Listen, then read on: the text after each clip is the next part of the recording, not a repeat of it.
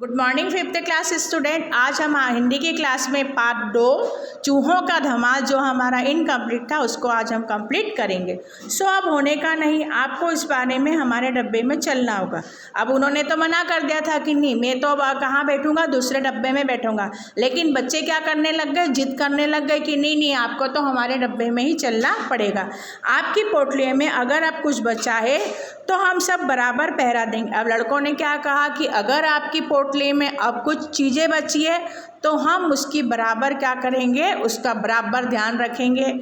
अब चूहों को कुछ भी खाने नहीं देंगे। और बच्चों ने क्या बोला कि अब हम चूहों को कुछ भी खाने नहीं देंगे। बूढ़े सज्जन को लड़कों की जिद के सामने झुकना पड़ा।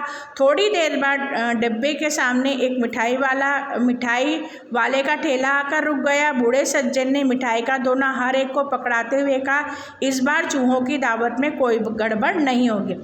अब मतलब वो जो बुजुर्ग सज्जन थे उनको बच्चों की जिद के सामने क्या करना पड़ा, झुकना पड़ा। अब इतने में ही वहाँ पे एक मिठाई का ठेला आया तो उन्होंने सारे बच्चों को क्या दिलाई, मिठाई दिलाई। अब और उन्होंने ये भी कहा कि इस बार चूहों की दावत में कोई गड़बड़ी नहीं होगी। लड़के बड़े खुश हुए और वो सभी काय पे टूट पड़े, मिठाई वालों पे। मिठाई के ऊपर क्या हो गए, टूट पड़े। अब मिठाई के बाद काय की बारी, आम की।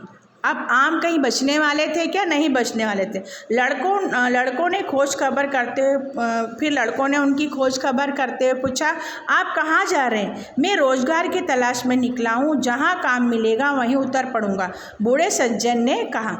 अब लड़कों ने उनसे फिर पूछा खाने पीने के बाद कि आप कहाँ जा रहे हैं? तो उन्होंने क्या कहा कि मैं रोजगार की तलाश में जा रहा हूँ और जहाँ पे ही मुझे कुछ काम मिल जाएगा मैं वहीं पे उतर जाऊँगा। लड़कों ने पूछा, क्या काम जानते हैं? लड़कों ने बोला कि आप क्या काम जानते हैं?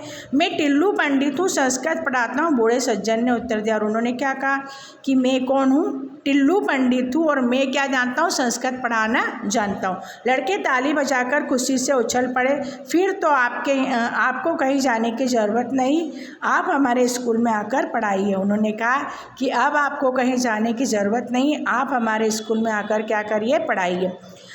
तुम्हारे स्कूल वाले भला मुझे क्या रखेंगे? अब उन्होंने क्या कहा कि क्या तुम्हारे स्कूल वाले मेरे को रखेंगे कैसे नहीं, हम अपने यहाँ किसी एरे गेरे को थोड़ी आने देंगे। और उन्होंने कहा, हम अपने यहाँ किसी एरे गेरे को नहीं आने देंगे।